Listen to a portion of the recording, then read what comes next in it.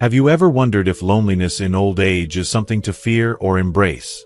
Most people imagine their later years filled with friends, gatherings, and social connections. But what if solitude could be the key to inner peace and personal growth?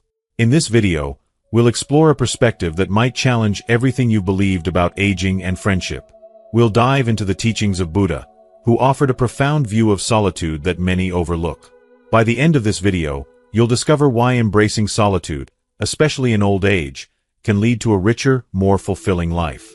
You'll hear the story of Kenjiro, an elderly man who found peace and enlightenment not through the company of others, but through quiet moments alone. You'll learn how letting go of attachments and facing yourself can help you grow in ways you never imagined. Stay with us to uncover the powerful lessons of self-reflection, freedom from dependence, and the true meaning of contentment.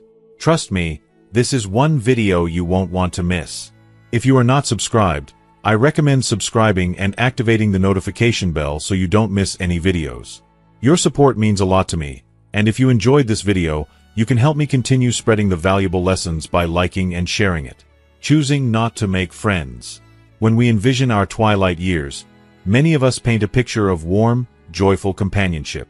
We imagine quiet afternoons spent reminiscing with old friends, lively gatherings filled with laughter, or newfound connections through hobbies and community groups. For most, these relationships symbolize comfort, security, and a sense of belonging during the golden years. However, Buddhist teachings offer a strikingly different viewpoint. The Buddha, known for his profound wisdom, believed that the later stages of life were an opportunity not for accumulating friendships but for embracing solitude. By understanding the depth of this teaching, we can challenge societal norms and discover how solitude, rather than companionship, can become a path to profound peace and self-realization. The weight of loneliness in old age. Loneliness is a fear that haunts many as they age. It is not just the absence of people that stirs this fear, but the perceived loss of purpose and connection. The thought of sitting in a quiet home, watching the hours endlessly without companionship, can evoke a deep sense of despair. The heartache of losing a spouse or seeing children move far away only amplifies this dread. For countless individuals, the natural response to these feelings is to seek refuge in others, to surround themselves with voices that drown out the silence. However, Buddhism offers an alternative perspective on this struggle. Solitude, often misunderstood as loneliness, is not an enemy to be feared but a friend to be embraced.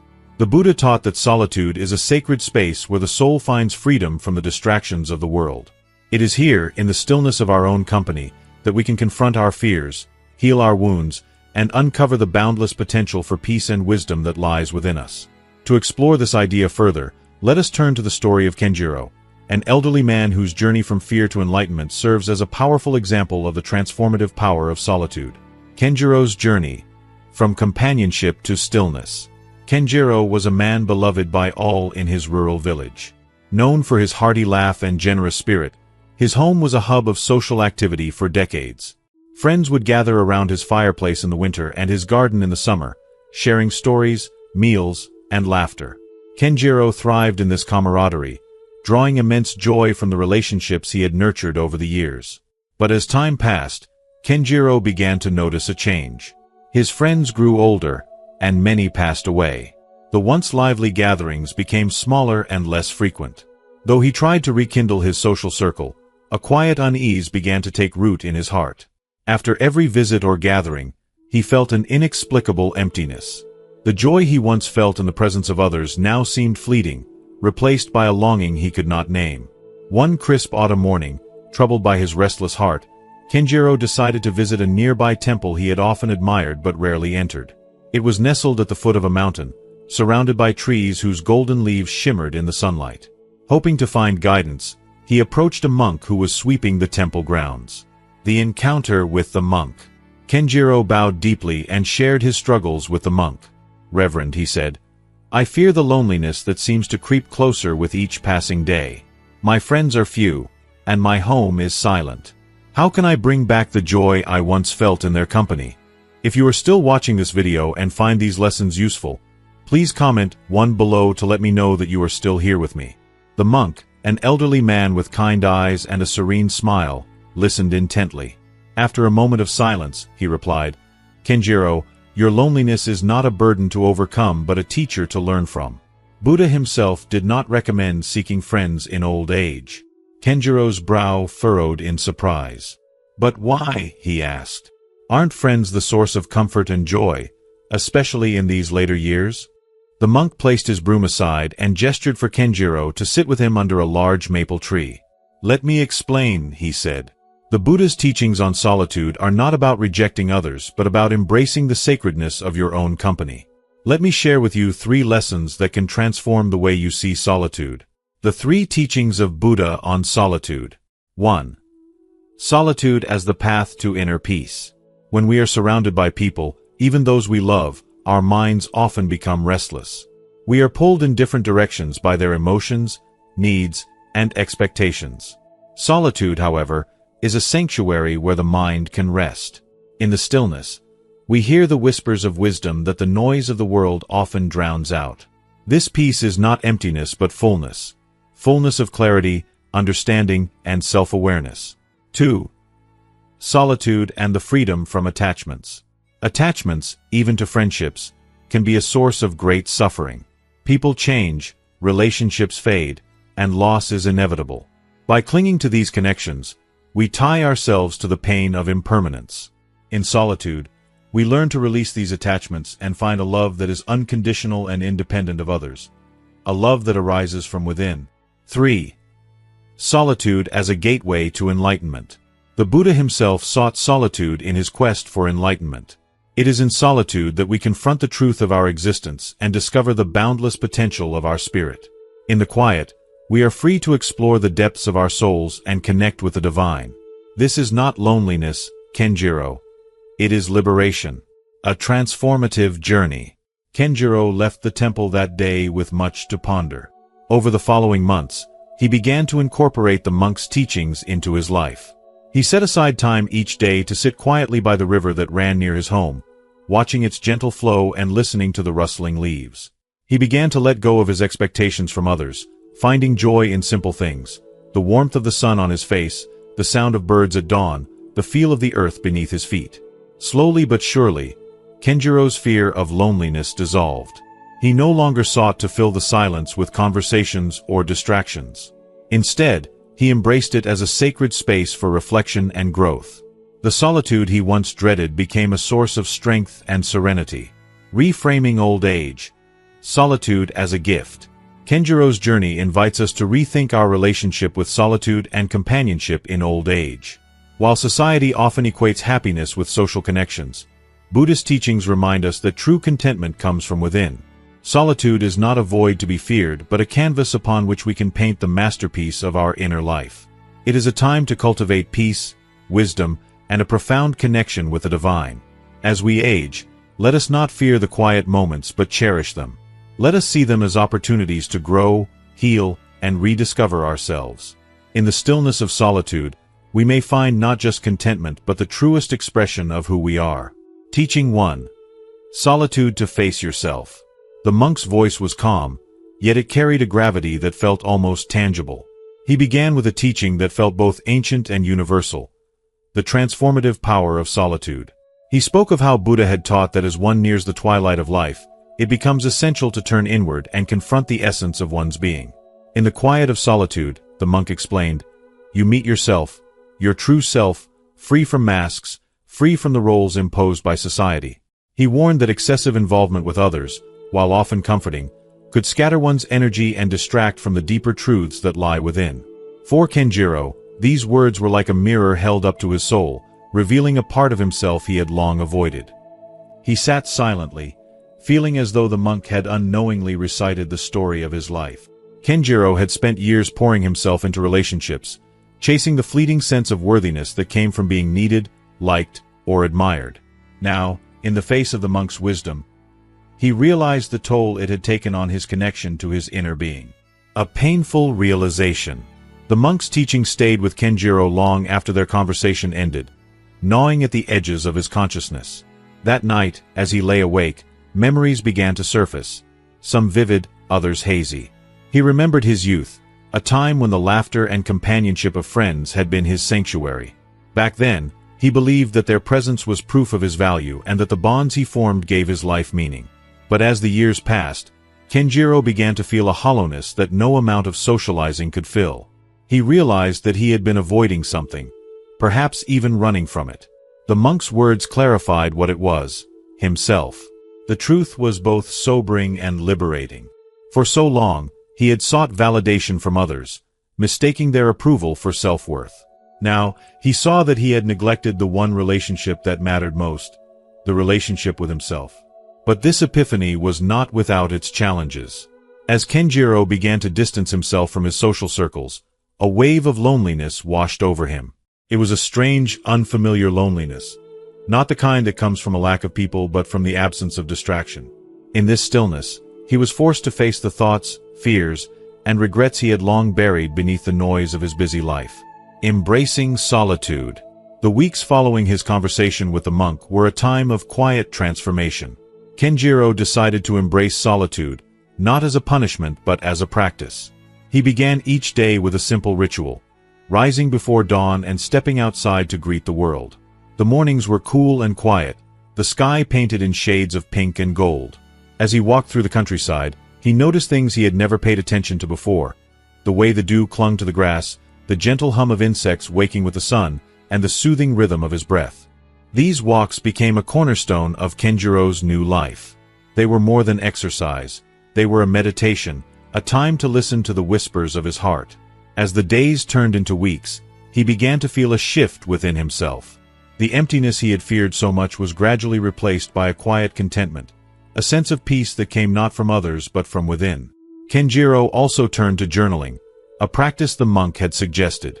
Each evening, he would sit by the window with a cup of tea, writing down his thoughts, fears, and reflections. At first, the pages were filled with confusion and doubt, but over time, his words became more confident, more hopeful. Through this process, he began to uncover parts of himself he had forgotten, dreams he had abandoned, values he had compromised, and a sense of purpose that had been buried beneath years of distraction. Discovering the beauty in solitude. Months passed, and Kenjiro's daily routines became imbued with a sense of purpose and mindfulness. He no longer filled his days with endless conversations or sought the company of others to stave off boredom.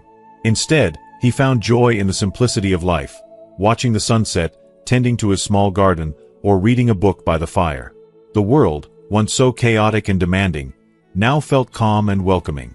One morning, as he walked through a grove of trees, Kenjiro stopped and closed his eyes. He listened to the symphony of nature around him, the rustling leaves, the distant chirping of birds, the gentle breeze brushing against his skin. For the first time in years, he felt truly alive, truly present. At that moment, he realized that solitude was not loneliness. It was a gift, a chance to reconnect with the essence of who he was. The transformation of the soul. The more time Kenjiro spent alone, the more he grew. Solitude became his teacher, showing him that he didn't need others to define his worth or provide him with a sense of belonging. He learned to find joy in his own company, to listen to his own heart, and to trust his instincts. The monk's teaching had set him on a path not just of self-discovery but of self-reclamation. Kenjiro's transformation was not just internal, it radiated outward. People who knew him began to notice a change, a calmness, a quiet confidence, and a lightness in his step. They saw a man who was no longer weighed down by the need to please or impress. Instead, he was simply himself, authentic, content, and at peace. The profound gift of solitude. In the end, Kenjiro came to understand that solitude was not an escape from the world but a return to oneself. It was in this stillness that he rediscovered his dreams, his values, and his purpose. The quiet moments he once feared became the foundation of his strength and clarity. Kenjiro's journey serves as a timeless reminder that the greatest transformations often begin in solitude. It is in the quiet, when we dare to face ourselves, that we find not only peace but the courage to live authentically and fully. And in doing so, we come to see that the richness of life is not found in the noise of the world but in the stillness of the soul. Teaching 2. Letting go of attachments. The monk's next teaching, delivered with a calm yet unmistakably powerful presence, resonated deeply within Kenjiro's heart. It spoke of the profound importance of letting go of attachments, a theme that reverberated through Kenjiro's soul, echoing Buddha's timeless wisdom. Buddha had warned that attachments, even those born of love and friendship, could be traps that ensnare the heart, leaving one vulnerable to the devastating agony of separation. In his life, Kenjiro had never truly understood this concept, but now, as the monk's words sank in, he began to see the truth behind them. The monk explained how even the most meaningful relationships, the friendships we hold dear, often carry hidden burdens that we fail to recognize until we are faced with loss. Kenjiro's mind drifted to a time not long ago, when a close friend had moved away unexpectedly, leaving him with a sudden, sharp sense of loneliness. The distance between them grew with each passing day, and with it, an emptiness crept into his life, a loneliness that felt heavier than he had anticipated. It wasn't just the physical absence of his friend, but the emotional void that followed. He realized that parting with someone he had once considered inseparable from his life had left him feeling as though a piece of himself had been taken. The monk's words, gentle yet firm, now became clear. It was the attachment itself that had caused him suffering. If you are still watching this video and find these lessons useful, please comment 2 below to let me know that you are still here with me. At that moment, Kenjiro felt as though a veil had been lifted from his eyes, and the world before him appeared in a new light. The monk's teaching seemed so simple, yet so profound. The less we hold on to it, the less we stand to lose. By clinging to attachments, whether to friends, family, or even material things, we bind ourselves to suffering. Letting go was not about rejecting love or compassion, but about freeing oneself from the emotional burdens that came with holding on too tightly. It was a lesson in finding peace, not in others, but within oneself. The monk spoke of the impermanence of life, the simple truth that everything, from relationships to possessions, was transient. To hold on tightly to these things was to live in constant fear of losing them.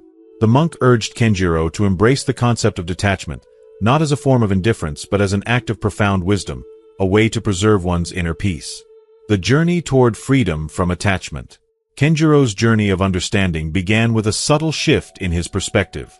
He began to observe his relationships with greater awareness, noticing how even the most cherished friendships often carried with them subtle threads of expectation, dependence, and a quiet need for validation. He realized that deepening his relationships over the years had often led him to unintentionally bind himself to others through these unspoken needs. When one's heart is bound by these attachments, even the smallest shifts, such as a change in a friend's behavior or distance, can cause emotional turmoil. Kenjiro had spent much of his life seeking validation and emotional fulfillment from others, believing that love and companionship were the only paths to happiness. However, he now began to see that this dependence on others for his sense of worth was a fragile foundation. The fear of abandonment and the dread of being alone all stemmed from the same root, attachment. The monk's wisdom urged Kenjiro to consider the possibility that true freedom and lasting happiness came not from relying on others but from cultivating strength and self-sufficiency within. Kenjiro began to ask himself difficult questions. What would happen if he could live without the constant need for others' approval or affection? What would his life look like if he could let go of his dependence on the external world to define his happiness? Slowly, the answers began to take shape in his heart. He realized that old age, a time often associated with loss and solitude, could be transformed into a period of profound richness. The strength to live fully in solitude, to find peace even without the comforting presence of others, was not a sign of weakness but of inner strength. In his youth, he had seen loneliness as a curse, something to be feared and avoided at all costs. But now, as he sat in the quiet of his thoughts, he recognized that solitude was not something to flee from but to embrace. The ability to live alone, without fear or yearning, was a form of liberation, a form of self-mastery that allowed him to experience the world more fully, more deeply, and with less attachment. Liberation and the blossoming of inner peace. With newfound resolve, Kenjiro decided to slowly detach from the relationships and external attachments that had once been the foundation of his emotional life. At first, the thought of stepping back from his friendships seemed impossible. He feared that he might lose the love and companionship that had always been a part of him. But as he reflected deeper, he realized that it wasn't about rejecting those people or abandoning love. It was about letting go of the emotional weight that he had placed on these relationships. The process was slow, deliberate, and at times painful. He gently distanced himself from the constant need to connect with others, not out of bitterness but out of a desire to grow stronger in his self-sufficiency. Kenjiro began to fill his days with solitary pursuits that nourished his soul. He took up reading with a renewed passion, diving into the timeless wisdom of great philosophers, spiritual leaders, and poets who had walked the path of inner freedom before him. Each book became a guide, each page a step toward deeper self-understanding. Meditation became a cornerstone of his daily routine, a way to reconnect with his inner self, quiet the mind, and release the unnecessary clutter of emotions and thoughts that kept him from experiencing true peace. The more he practiced, the more he discovered that true inner peace did not come from the world outside. It came from the stillness within.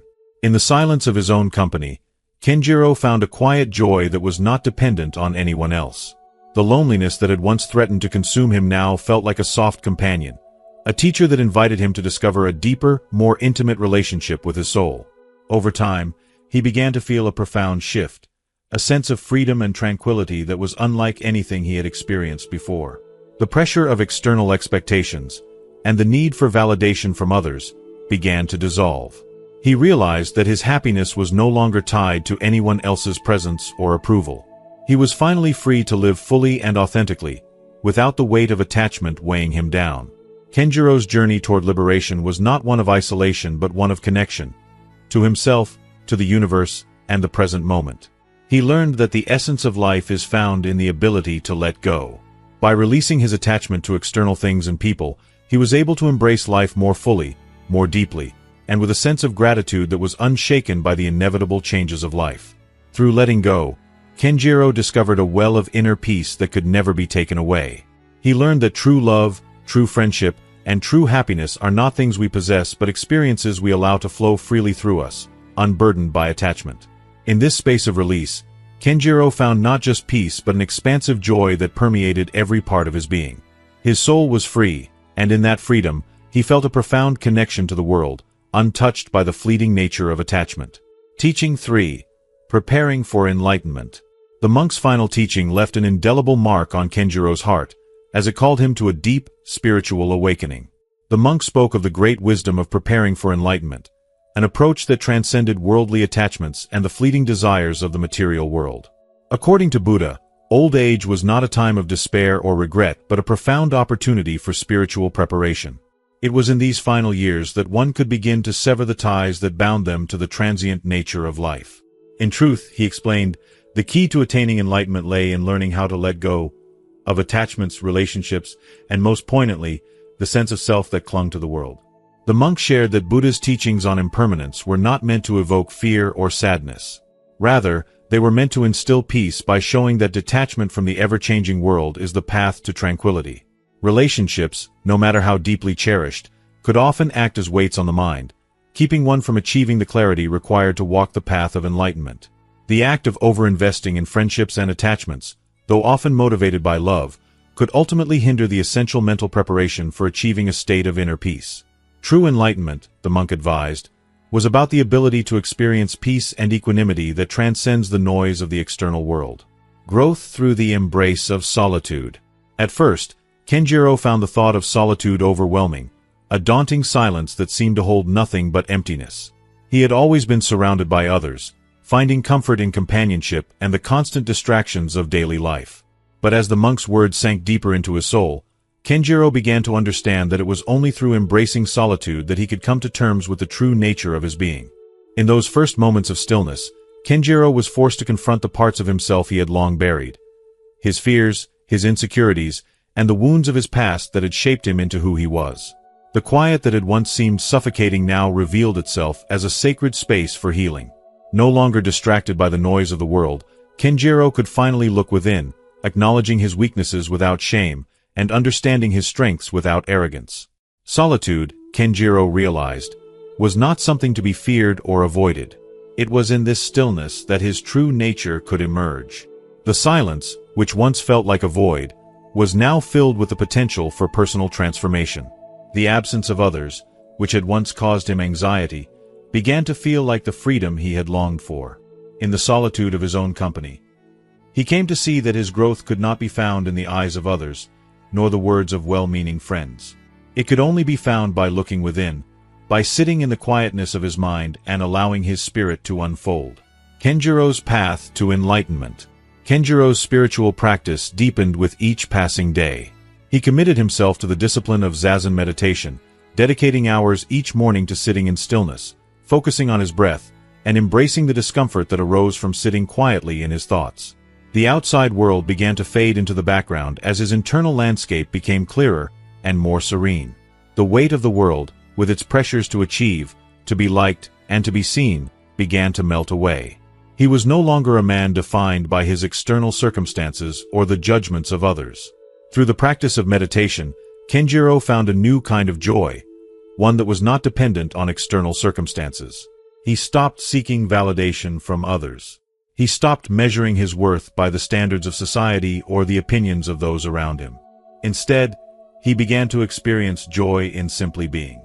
The peace he had once thought elusive now flowed freely through him, not as an extraordinary achievement but as a quiet, constant presence that grounded him in every moment. In the solitude of his life, Kenjiro began to glimpse the very nature of enlightenment. It was not a grand revelation or an explosive insight. It was not found in the hustle of life or the pursuit of success. Enlightenment, he realized, was found in the stillness, in the gentle presence of the now. It was in the acceptance of impermanence, in the deep awareness that all things come and go, including our desires and attachments. Rediscovering the joy of simple things. As Kenjiro's life slowed, he began to see the beauty in the small, everyday moments that had once escaped his notice. The simple act of watching the flowers bloom in the spring seemed like a miracle, a moment of quiet radiance that he had never truly appreciated before. The delicate petals of the flowers, each one reaching towards the sun in quiet surrender, became a reminder of the fleeting beauty of life.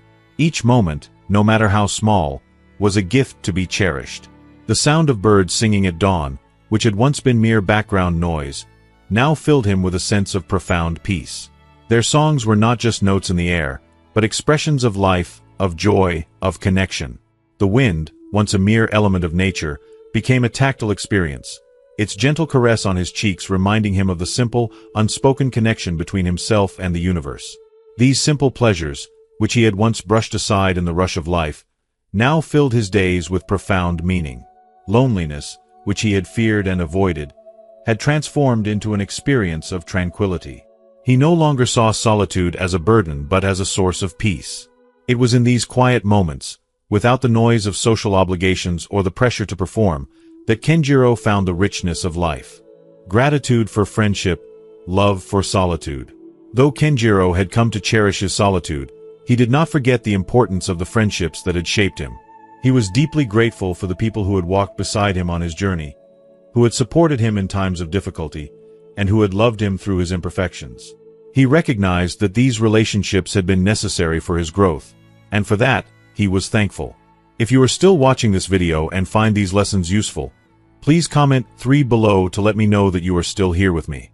Yet, as time passed, Kenjiro realized that the space he had carved out for himself, the solitude he had once feared, had become a treasure.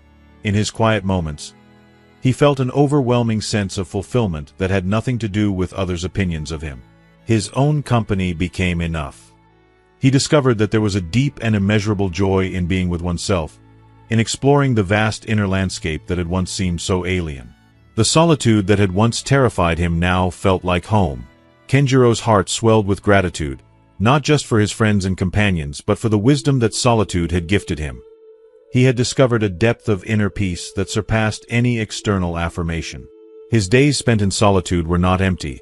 They were rich with self-discovery, with small joys, and with a deep connection to the present moment. Enlightenment in the everyday. In time, Kenjiro came to understand that enlightenment was not some distant, unattainable goal. It was not an abstract ideal that existed outside of him. Rather, enlightenment was a way of being, a profound, unwavering acceptance of life as it is. It was found in the quiet moments of being fully present, in the ability to sit with the uncertainty and impermanence of life without attachment or fear. Enlightenment, Kenjiro realized, was not about renouncing the world or escaping its challenges. It was about embracing the world with an open heart, fully aware of its fleeting nature, and yet deeply grounded in peace. He understood that every experience, whether joyous or painful, could be a gateway to enlightenment if approached with mindfulness and acceptance. Kenjiro's journey was not a path to escape from life but a deeper immersion into it. He had come to realize that it was in the simplicity of each passing day, in the acceptance of both light and shadow, that he found his truest self. And in that profound truth, he found a peace that had always been within him. As we come to the end of Kenjiro's profound journey toward enlightenment, take a moment to reflect on what you've learned. What part of his story resonated most with you? Was it the importance of embracing solitude, finding joy in the simplicity of life, or the wisdom in preparing for enlightenment by letting go of attachments? Now, we'd love to hear from you. What is one thing you've learned from this story that you will bring to practice in your own life? Share your thoughts in the comments below. Your insights may inspire others on their journeys. If you enjoyed this video and found it meaningful, please leave your comment below. Don't forget to like, share, and subscribe to our YouTube channel to stay connected and explore more stories that spark reflection and growth. Thank you for watching, and we'll see you in the next video.